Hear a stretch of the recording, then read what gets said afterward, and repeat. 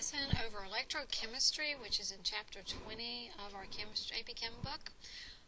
If you're listening to this lesson, it's because you need to hear it again or you were absent. So we're going to be talking about what electrochemistry is, a little bit of background, and we're going to learn how to work some of the problems. The problems from your homework is in the little green book. So if you did not come by to get your little green book, you're going to already be behind because some of the problems that we'll be looking at will be from the little green book. Electricity is nothing much more than the flow of electrons, and so electrochemistry is actually using a redox reaction to catch those flow of electrons and make electricity. So if you're going to be in class tomorrow or the next day, we're going to do a lab, and hopefully it'll make all these notes kind of make more sense to you, because the lab actually kind of ties everything together. So what I did in class, which you cannot see, but I did a reaction where I took a piece of zinc and I put it into some copper 2 chloride, and what we saw happen was that the zinc actually disappeared and went into ions, and then the copper came out of solution. And that is a redox, a single displacement reaction. We do have an exchange of electrons going on. But the thing with electrochemistry is if we could actually separate these guys into separate containers, we could actually catch the electrons going on. So the title again, electrochemistry. There are two types of electrochemical cells that we're going to talk about. The one that you missed from this lesson was actually either called a galvanic or a voltaic cell, and that is where you take chemical reaction and it produces chemical energy and then it converts to electrical energy. So this is a chemical reaction making electricity.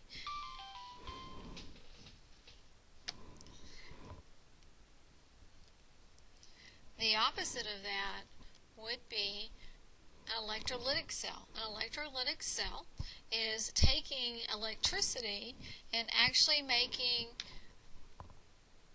a chemical reaction occur. You may have heard of electrolysis. Electrolysis is when you take electricity and cause chemical reactions such as water. If we wanted to split water, H2O, from being water as a compound, you can zap it with some electricity and cause it to separate into hydrogen and oxygen.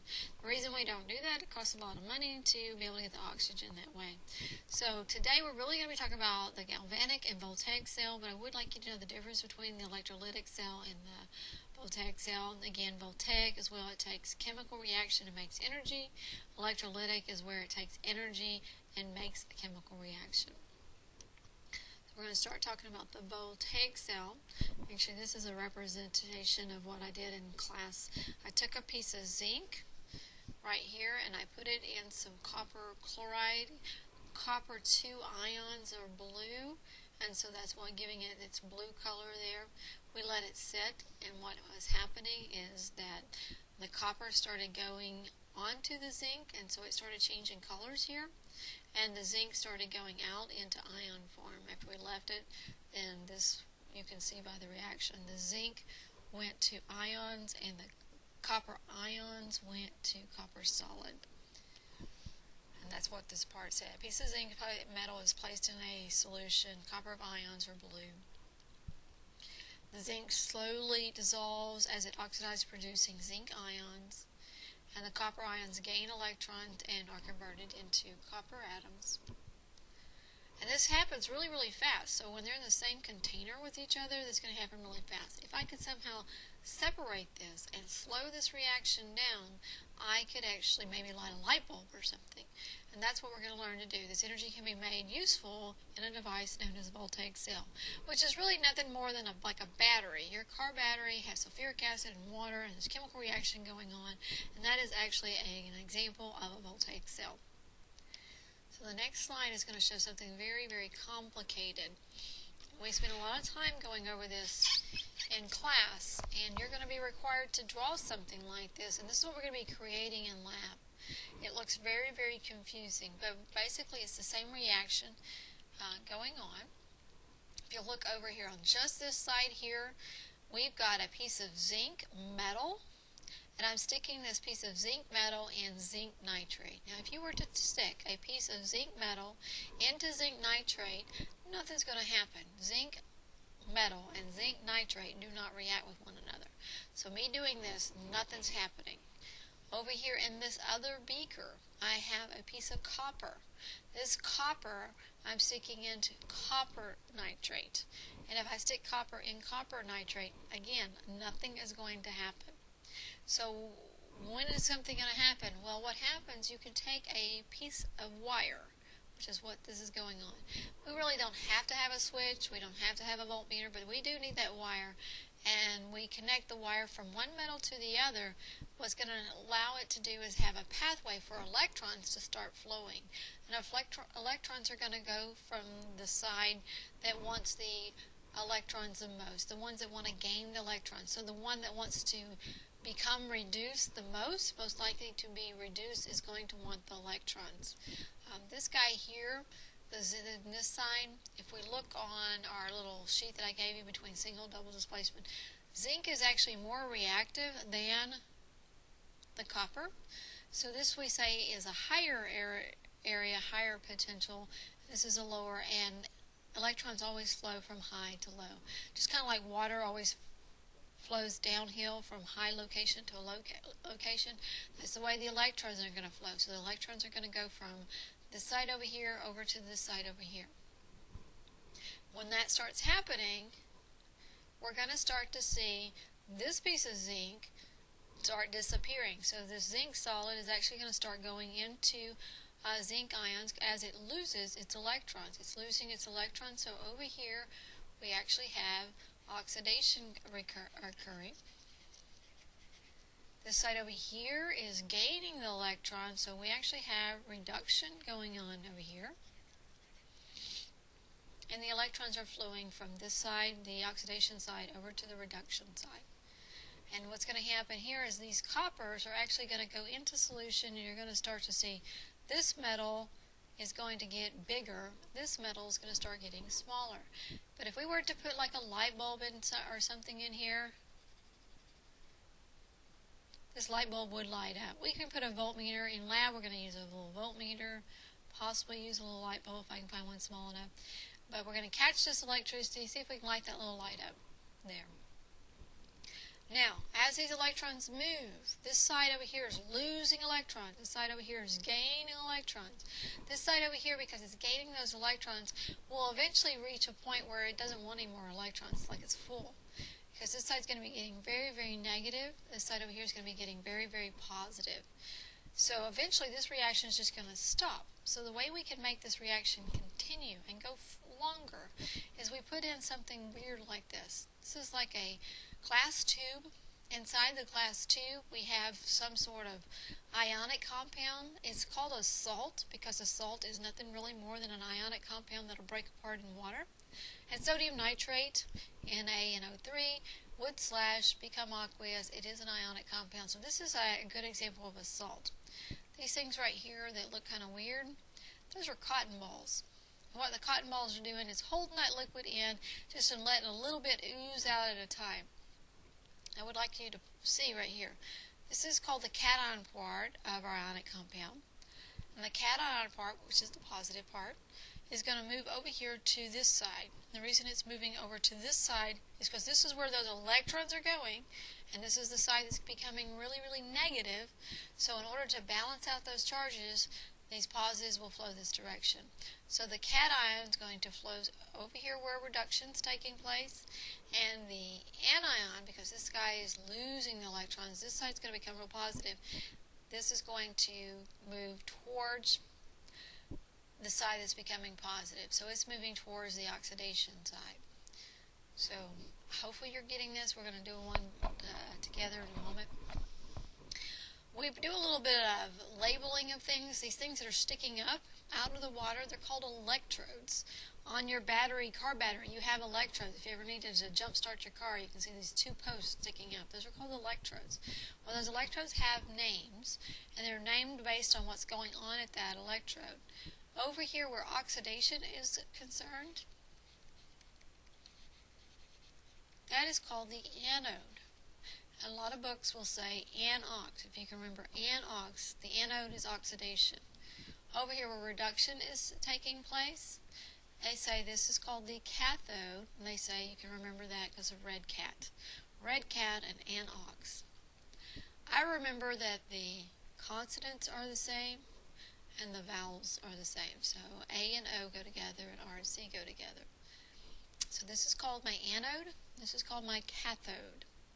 And then the last part of this little labeling thing that goes on is just pure labeling really means not much of anything at all. We label, just like on your battery, if you were looking at a battery you're about to put in your calculator, there's a positive and a negative sign that you always have to line up, right? And if you put them in backwards, you're going to, your calculator's not going to work. So we label, for labeling purposes only, this piece of metal is neutral, it really doesn't have a charge. We label the anode negative. We label the cathode positive, and the only reason you label it that way is because electricity always flows out of the negative and into the positive. It always goes from the anode side to the cathode side, so always negative to positive. So if you were looking at like your little battery on your calculator, it's always flowing out the bottom of the battery, and if you were connected with a wire, it would flow into the top of the battery, and that makes your circuit there. So that's really a drawing of what a voltaic cell would look like. Inside your batteries, there are little tiny voltaic cells. They're separated, and then these electrons don't start flowing until you connect it to a wire or put it into your little calculator, etc. The next couple of slides are going to be everything I just said. So I said that this side would be losing. This is what it looks like after. Notice the zinc kind of disappearing. Where did it go? Well, the zinc went into ion form, so it went into the solution. The copper, on the other hand, started coming out of solution, so it actually got bigger on the side. So I thought that was a very good graphic of what went on there. If we were to pull those electrodes out, again, this is the anode, and that's the cathode. So the anode gets small, the cathode gets big. So everything I just said is all written here. Electricity can be produced if the reactants are separated into two compartments or half cells. Each solid, metal, or electrode is dipped into a solution of its own electrolyte, something that it will not react with.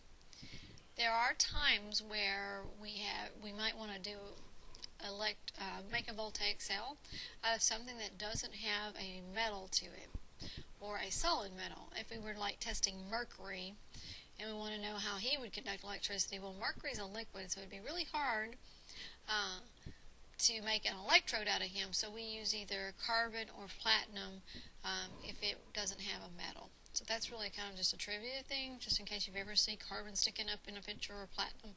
They don't really react with much things, and so they are good choices as well.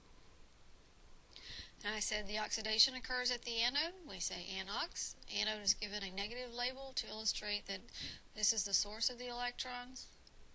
Reduction occurs at the cathode. Red cat. Cathode is where the positive label is illustrated, and this is where the electrons are traveling to. So they're coming out of the negative and going into the positive. They're going from the anode to the cathode, which is what I just said. Then we have the salt bridge. The salt bridge is separates the reactants. The reason you need the salt bridge, here's the next part. Salt bridge prevents the buildup. Remember, one side's becoming negative, one side becomes positive. There's going to be a point where it's not going to want to keep flowing. So in order to make it continue to flow, we actually have to replace those charges. So the positive side goes over to the cathode, and the negative side goes over to the anode. You also want to always choose a salt for your salt bridge that's not going to react with either one of the two compartments. So if I were doing maybe testing like silver against another metal, that's supposed to be a G, sorry. If I were testing silver, a good liquid to put silver in would be silver nitrate, because silver's not going to react with silver nitrate. And maybe I want to test it. Someone, third period said, what if we tested against gold? Okay. And so gold nitrate would actually be a good, and gold's usually a 3. would be a good thing to test against. Well, these aren't going to react yet until I put a wire in there, so I can put a voltmeter in there. Voltmeter is just a V with a circle. Well, what's going to happen is electrons are going to flow in this particular reaction. I'm not sure if they're going from the silver to this. I'd have to look it up.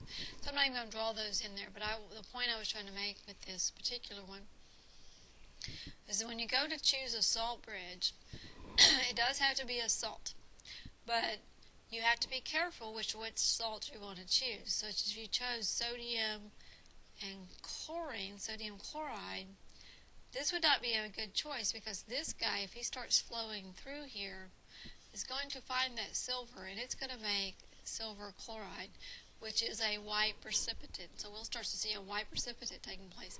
We really don't want that to happen. We don't want to influence that. So when you go to pick a salt bridge, something to go in your salt bridge, you want something that's not going to react with either of the things in the other two beakers. So a very good one would be potassium nitrate. Potassium has no exceptions. He's first family. Nitrate has no exceptions. They always slash. So that would be a very good one. Sodium nitrate, lithium nitrate, all first family nitrates, very, very good choices. You could choose acetates too if you wanted. Most of you have a hard time with acetates formula. Okay. This is just a picture showing that if you had something like iodine, which you can't have a piece of iodine metal sitting there, you could actually use a carbon electrode. That's what this PowerPoint is just illustrating. If we had something like potassium permanganate and we was going to manganese ions, and rather than going to the metal, you could actually use a carbon electrode. It's just a good something you could stick up in there. Line notation. What a line notation is, like a shortcut. Rather than have to draw out those pictures, you can draw a line notation. And what you always put is over on the left side is the things that would be in the anode. So this is like the anode beaker here. And this right here is the cathode beaker. You write the reactant first, you put slash, and then you write the product. You separate the two beakers with a double line, kind of representing the salt bridge that's separating them. And then this is the reactant, and this is the product. So line notation is actually very easy. We'll do a line notation at the end there.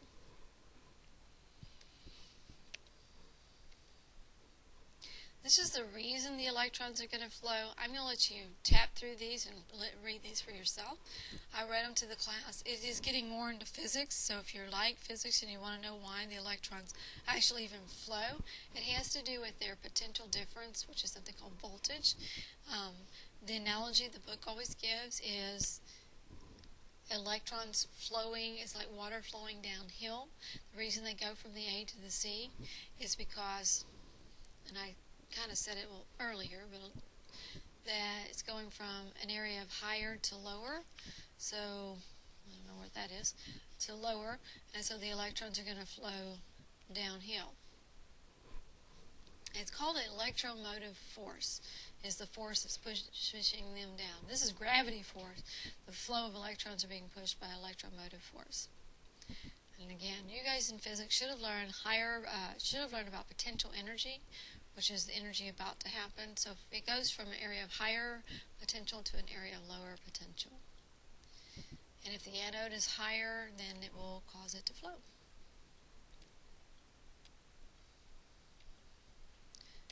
Again, that is called the potential difference between the two electrons provides the driving force that pushes the electrons through the circuit, and that is known as the electromotive force, which is the force causing the electrons to move. Electromotive force is actually measured in volts. It is measuring the potential difference between things. We illustrate that with a big E, and sometimes we say E of the cell. That just means E, the voltage for the reaction. And the reason it's E because it stands for electromotive force. And again, this is going to be measured in volts. There is a big chart. If you have your little green book and you're just repeating this lesson, this little chart is on page 277 in the little green book. There's actually one of these charts in the back back index of your chemistry textbook. And tomorrow in class, I will give you another one of these charts. So what these are called are reduction potentials. And it's the potential for something to be reduced. What they did is they did a lot of experiments and they tested hydrogen against a bunch of different metals. So hydrogen was set as our standard. And they tested everything against hydrogen. So that's all they're going to say is they tested all these different metals with hydrogen involved. They let hydrogen be our 0, and then they based all our numbers off of him. So on page 277, there's a nice little chart, and those are called reduction charts. And the reason they're being called reduction charts is because all your electrons are over on the left-hand side. Remember, if your electrons are on the left, it's reduction. If your electrons are on the right, it's oxidation. So that's called a reduction chart. If you look on page 277, or if you go to the back of your book, in the chemistry book, you will see a bunch of different elements being reduced. And if you look next to that will be a voltage. The higher the voltage, the more likely it is to be reduced. The lower the voltage, and some of them are getting into the negative, they don't want to be reduced at all. They actually would prefer to be oxidized. And so the more positive the voltage, the more likely that it's going to become reduced. Now, this is a reduction chart. They could have easily have made an oxidation chart as well, but they decided not to make an oxidation chart because oxidation is actually opposite or reverse of reduction. So if I took each of those equations, and I'm looking at on page 277, there's one that has iron. Let me go to a blank page, and for those of you that don't have a book, I'm going to write this up here for you. In the chart there, they've got, that's not a good color to see, they've got iron that is a +3. When he gains 3 electrons, he goes to iron solid. And the voltage for this is a -0.04 volts. That is actually not very likely to happen because this is negative. The negative means it's non-spontaneous. It's not going to happen without somebody doing something with it. This is the reduction chart. They could have easily made an oxidation chart by taking and flipping this equation around. If I flip this equation around, now it's actually an oxidation. All I did was flip it. Now it's an oxidation. Well, if you do that, what happens here is this actually becomes a positive value. So iron is actually prefers to go from iron solid to iron ions rather than the ions going to the solid. How do I know? Because it's a positive voltage here. This is what we call spontaneous. This would be called non-spontaneous. Positive means it's going to happen. Negative means not so much. It's kind of like you getting out of bed. The alarm rings and you jump out of bed. You spontaneously did that. If mom had to drag you out and put some energy forth, then that's not really spontaneous. So we basically have the oxidation, which is given in the chart, but we could always get the reduction by just knowing if it flipped around, we change the sign. So the next in the PowerPoint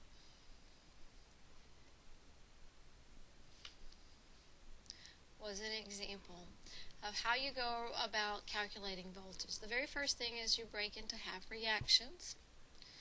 So if we were looking at this equation that we've been dealing with, we've got them broken into half reactions. The next thing is you're going to be finding the voltage on the voltage chart, such as this one's coming right off page 2. It's a positive 0.34 volts. Where am I getting that? Page 277. Those of you that have a textbook, it's coming from the back, one of those back indexes that have a reduction potential chart. But if we look in the chart, we will not find this one because this is not a reduction. This is an oxidation. But I can find the reverse in the chart, and it is in the chart. If you have a book and you're looking at the chart, it's actually a negative 0.76, but since it's been flipped around on us, we change the sign to positive. And so in order to calculate the voltage, I just add the two together. And then the question would be, would this be spontaneous or non-spontaneous? And the answer would be, this would be spontaneous because this is a positive voltage. So that's pretty much how you calculate I wrote on here, notice that the zinc is flipped from the chart, therefore the voltage changes signs. Positive voltage means the reaction does occur and is spontaneous and will recur. And that's all. If you want to continue watching, I am going to do 2 problems from your homework, so that way you can have it. Your homework is in the LGB, so if you did not come by and get the LGB like I posted yesterday, then you're going to be a little out of luck unless you can borrow someone's. But it's on page 284 and 285. And it's 1 through 20, I guess technically it would be 1 through 19 odd. So I'm actually going to do number 1 with you for you can kind of see, and then I'm going to actually do number 12 with you. I'll do 1 because that one will help. But they're very, very easy. Number 1, this is the problem, so if you don't have an LGB, you can at least see. This is barium plus some zinc ions. And it's going to some barium ions, which is a +2, to some solid zinc. First step, you break it into half reactions. You've got barium going to barium 2, and you've got zinc 2, the ion going to the solid. So there we go. Now we've got to balance them with electrons. Barium's balanced, so I need to add 2 electrons here. Is this being oxidized or reduced? This is being oxidized because my electrons over here is going from a 0 to a 2. This is going from a 2 to a 0, so this is being reduced. My electrons, the 2 electrons, are actually over here, and this was being reduced. So then I would go to my chart, and I would find which one's going to be in the chart as it is. The reduction, because this is called a reduction chart. So I get this from the back of the book. If you don't have the LGB, or if you do have the LGB, you'll get it on page 277. If I look, this one actually is a negative 0.14 volts. This one is not going to be correct in the book because this is oxidation, so it's going to be flipped around. And so in the book it's negative 2.71. Since I'm flipping it, it's going to become a positive 2.1 volts. And then I just add these 2 things together, and you're going to get a positive 2.77. The question says in the book, is it find the voltage? Well, it's positive 2.77. Is it spontaneous or not? This is going to be spontaneous because it's positive. And then you could cancel out your e's and rewrite the equation. You should get the same equation at the top. If not, you've done something wrong because we just broke that top reaction in half and should be getting. So there would be that. Now, for your homework, you do not have to draw these, but I want to give you an example. On your quiz and your test, you'll actually have to draw some cells and to figure it out. So we're going to draw this. So we're going to draw our 2 beakers that are going to have some liquid in them. And the reason I don't teach art is because I'm not a very good drawer. Okay? And then we're going to put a couple of electrodes in it.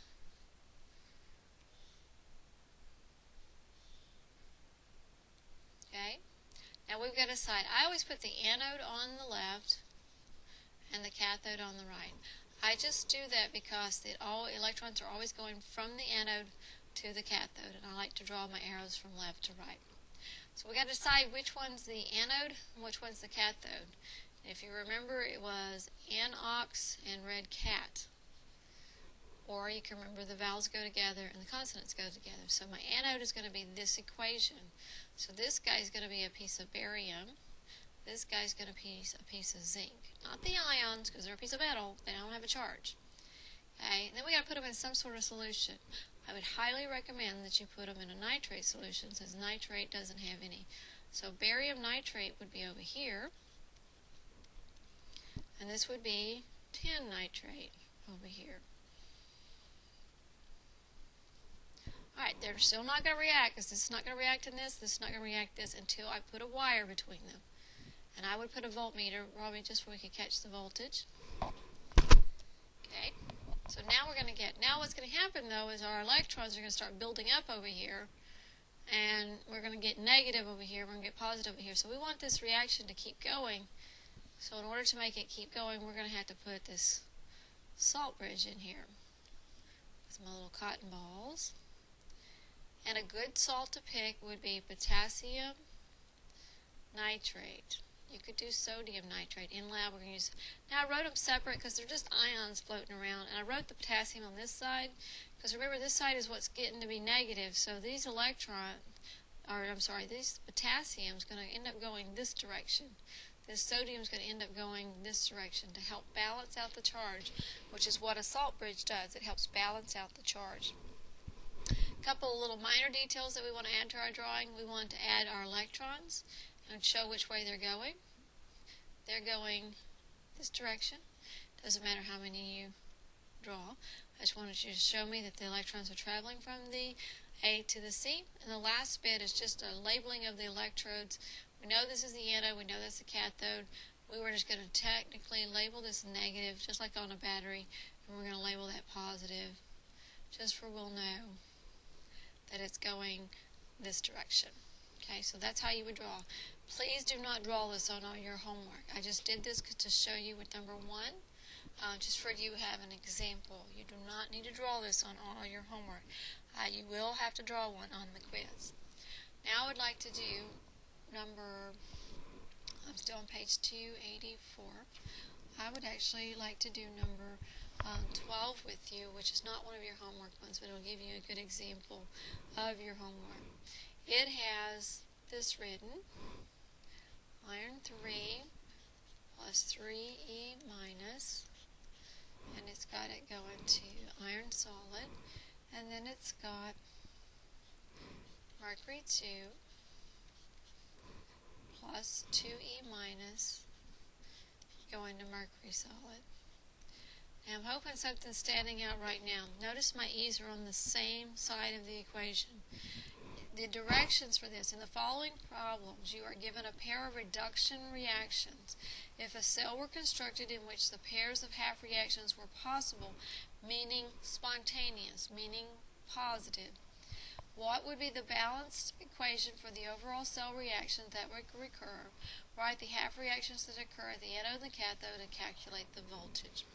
So basically, they've given you two things that are reducing, and they want you to figure out how you could situate this where they would react together and make a positive voltage. So if I'm going to look in the back on page 277, and the way this one is written is actually negative 0.04 volts. And if I find the other one, which might take a second, this one is actually a positive 0.80 volts. Okay? So basically what they're saying is I need to flip these guys in order to make, if I add them together, because remember I can't have my E's on the same side, so one of these two we're going to have to flip when I add them together. Now if I flip the bottom one, that's going to change this to a negative 0.8. So if I do that and then add that, it's not going to give me a positive number. So you always want to flip the more negative side.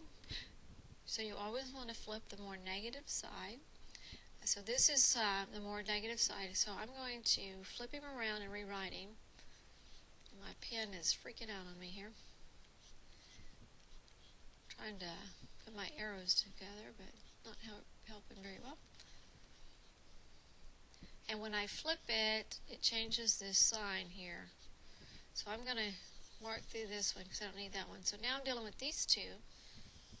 I could add my voltage together. That's going to be a 0.84 volts. It's positive, so it's spontaneous. If it were negative, we would not have done what the directions say, because the directions said to find how you would flip it to make it positive. And now, look here, they want me to get the overall equation. So this is a half reaction, half reaction. Look at my E's. They are not canceling out. This one has a 2, this one has a 3.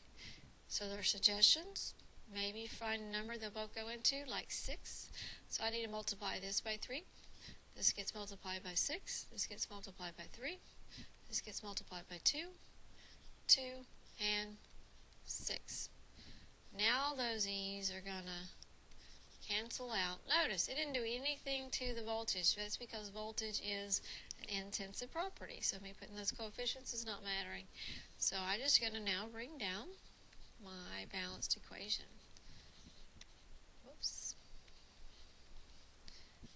And so that's going to make 3Hg plus 2Fe plus 3. So it should be balanced. And there should be my balanced answer with my voltage. The last thing they did was ask for me to identify the anode and cathode. Since this is being reduced here, even though I'm scratched through the electrons, it's still being reduced. This would be your cathode. And since this is being oxidized, this would be your anode. And that's what you're going to do on your test. And this is what you're going to do on your homework.